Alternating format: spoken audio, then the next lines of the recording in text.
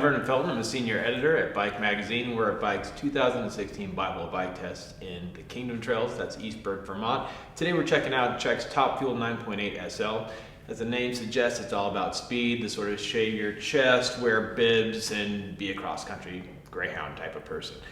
There are 6 models in the Trek Top Fuel line. This one comes in at $5,000, and if that's too much money for you, there is one that starts at $2,600, goes all the way up to $9,000. This is the full carbon deal, though.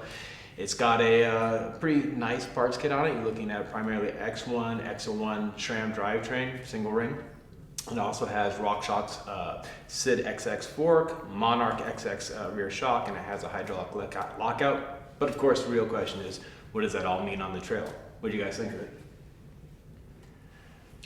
It wasn't what I expected when I got on it. What did you expect? What do you mean? I expected something that, and with a name like Top Fuel and with the history of that bike, I expected it to be something I would only want to ride for 45 minutes at a time at the racetrack. Kind of a painful race rocket. Yeah. But the thing just floated. Everything that I pointed at, it kind of just gobbled it up. I just felt like I was floating over everything. Yeah, we have a lot of really stuttery kind of routes here. Mm-hmm. Other than that, it's pretty smooth. We have roots and no rocks, sort of. But I felt like it really did eat that stuff up pretty well. Better than some of the other XC bikes we rode. I mean, to the point actually that this is where the surprise, wasn't always that pleasant, because when I wanted to ride it as if I only had 45 minutes to ride it, and I really wanted to put the power down, it was that plushness was kind of got in the way sometimes.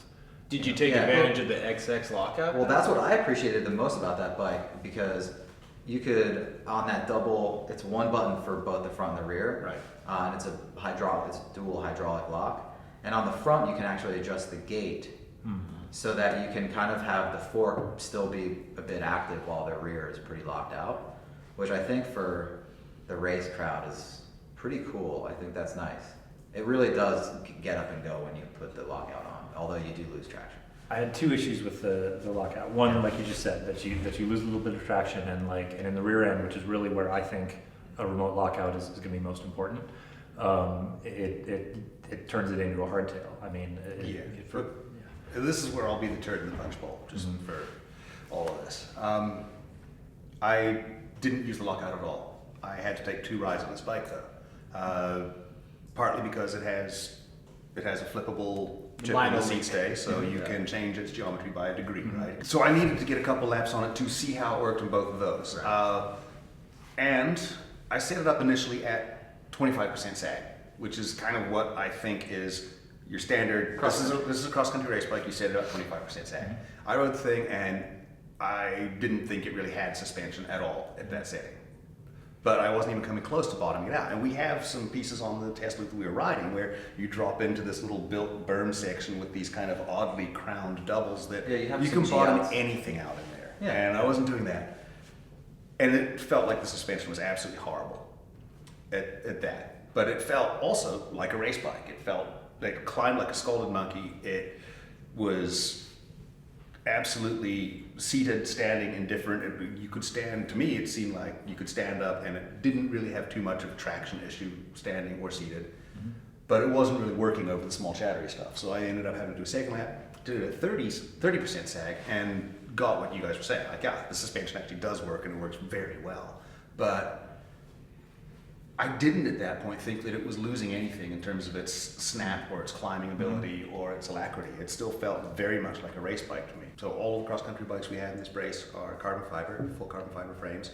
This one felt like possibly one of the more pliable ones of the bunch. It wasn't entirely a plank between 2 pieces of suspension, but it wasn't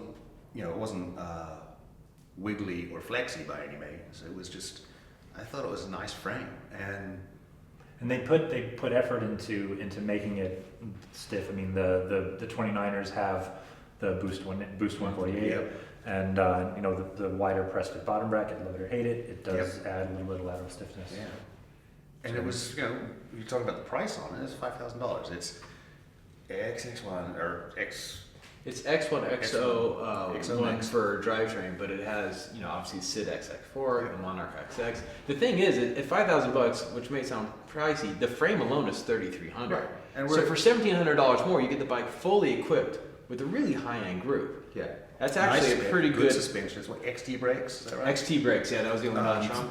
Good solid stuff for the price. Something worth mentioning on the spec, I'm a fan of the XT brakes, and if I were to use a dual single button lockout, I feel like that RockShox button is much cleaner feeling than like the Scott dual lever and stuff. Yeah. Right. But they don't work together very well. I wonder why that is. And I mean, I don't know. It's just if it were an underbar one, it would be a lot nicer. But they spec an above bar, and it has to be at this weird angle. Yeah. So that's another reason why I wasn't using it a whole lot. I mean, Yeah. This bike is a good journeyman race bike. You don't think $5,000 is a lot of money, but compared to say $11,000, $12,000 cross-country race bikes that are all over the place these days, it's a solid value for money for what you get, and it's a good kind of. You could get a few seasons out of it as a race bike. You wouldn't have to upgrade spec unless you really wanted to weenie out with like some super high-end wheels or something. I'd be hard pressed to find anything that I would want nicer on this bike. Yeah. Yeah, that was actually for me the one thing I was thinking. I was actually thinking this was closer to the top of the line. I was like, what would I change on this? Kind of Yeah. nothing. You could spend up to $9,000 in this line, but I didn't see the point, Yeah, honestly. it's true.